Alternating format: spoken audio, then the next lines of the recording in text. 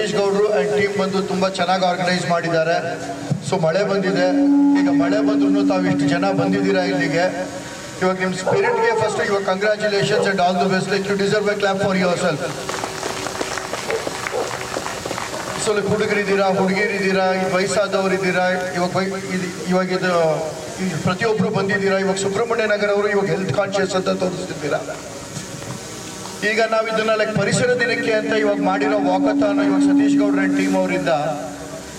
So ನಮ್ಮ ಇವಾಗ ಸಮಾಜ ನಮ್ಮ ಲೈಕ್ ಇದು ಒಂದು ಹಸಿರು ಹೆಂಗಿರ್ಬೇಕು, ಇವಾಗ ನಮ್ಮ ಮನಸ್ಸು, ಆಮೇಲೆ ಇವಾಗ ಆ್ಯಕ್ಚುಲಿ ಮೈಯು ಹಂಗೆ ಇರಬೇಕು ಅಂತ ಒಂದು ಇವಾಗ ಆ್ಯಕ್ಚುಲಿ ಮೆಸೇಜ್ ಕೊಡೋಕ್ಕೆ ಲೈಕ್ ಈ ಕಾರ್ಯಕ್ರಮ ಮಾಡಿದ್ದಾರೆ. ಇವಾಗ ಕಂಗ್ರ್ಯಾಚುಲೇಷನ್ಸ್ ನಿಮ್ಮ ಟೀಮ್ ಅವ್ರಿಗೆ. All the very best and thank you. ಪರಿಸರ ರಕ್ಷಣೆಗಾಗಿ ಜಾಗೃತಿ ಜಾಥವನ್ನು, ನಡಿಗೆ ಜಾಥವನ್ನು ಇದು ಮಾಡಿದ್ದಾರೆ. ಆದರೆ ಯಾವ್ದು ಜಾಗೃತಿ ಜಾಥವನ್ನು ನೀವು ಮಾಡ್ತಿರೋ ಅದ್ರ ಬಗ್ಗೆ ಸ್ವಲ್ಪ ನೀವು ತಿಳ್ಕೊಂಡ್ರೆ ಒಳ್ಳೆಯದು. ಇವತ್ತು ನಮ್ಮ ಪರಿಸರ ಹಾಳಾಗಿದೆ. ಅದಕ್ಕೆ ಕಾರಣ ಯಾರು? ನಾವೇ. ಬುದ್ಧಿವಂತರು, ವಿದ್ಯಾವಂತರು, ಮೇಧಾವಿಗಳು ಈ ದೇಶನ ಹಾಳು ಮಾಡ್ತಾವೆ.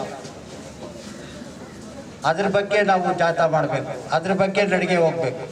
ನಿಮ್ಮ ನಡಿಗೆ ಯಾವಾಗಲೂ ಈ ಜಾತಿ ಪದ್ಧತಿಯನ್ನು ವಿರೋಧ ಮಾಡೋದ್ರಲ್ಲಿ ಇರಬೇಕು. ನಿಮ್ಮ ನಡಿಗೆ ಯಾವಾಗಲೂ ಭ್ರಷ್ಟಾಚಾರದ ವಿರುದ್ಧ ನಡಿಗೆ ನಿಮ್ಮದಾಗಿರಬೇಕು. ಇವತ್ತು ಎಲ್ಲೋ ಪ್ರಪಂಚದಲ್ಲಿ ಒಂದು ಯುದ್ಧ ಆದರೆ ಪ್ರಪಂಚದ ಮೂಲೆ ಮೂಲೆಯಲ್ಲೂ ನಾವು ಕಷ್ಟಪಡ್ತಾ ಇದ್ದೀವಿ, ಅದು ನಮ್ಗೆ ತೊಂದರೆ ಆಗ್ತಾ ಇದೆ. ಅದರ ವಿರುದ್ಧ ನೀವು ನಡಿಗೆಯನ್ನು ಮಾಡಬೇಕು, ಪ್ರತಿಭಟನೆಯನ್ನು ಮಾಡಬೇಕು. ಎಂತೆಂಥೋ ಮಹನೀಯರಿದ್ದಾರೆ, ಬುದ್ಧಿವಂತರಿದ್ದಾರೆ, ಆದರೂ ಯಾಕೆ ಖಂಡಿಸ್ತಾ ಇಲ್ಲ? ಎಲ್ಲೋ ಒಂದು ಕಡೆ ಯುದ್ಧ ಆಯ್ತಂದ್ರೆ ಪಾಪ ಸಾವಿರಾರು ಮಕ್ಕಳು, ಹೆಂಗಸರು ಮಕ್ಕಳೆಲ್ಲ ಸಾಯ್ತಾವ್ರಲ್ಲ, ಅದ್ರ ಬಗ್ಗೆ ಕಿಂಚತ್ತು ನಿಮಗೆ ಕನಿಕರ ಇಲ್ವಾ? ಯಾಕೆ ಖಂಡಿಸ್ತಾ ಇಲ್ಲ ಅವ್ರಿಗೆ? ಇವತ್ತು ಹೊರದೇಶದಲ್ಲಿ ಆಗ್ತಾ ಇರೋ ಅನ್ಯಾಯಗಳನ್ನು ನೋಡಿದ್ರ ಅದ್ರ ಬಗ್ಗೆ ಒಬ್ಬರು ಚಕಾರ ಎತ್ತಿಲ್ವಲ್ಲ? ಯಾಕೆ? ಆ ವಿರುದ್ಧ ಮಾಡೋದಕ್ಕೆ ನಿಮ್ಮ ನಡಿಗೆ ಇರಬೇಕು.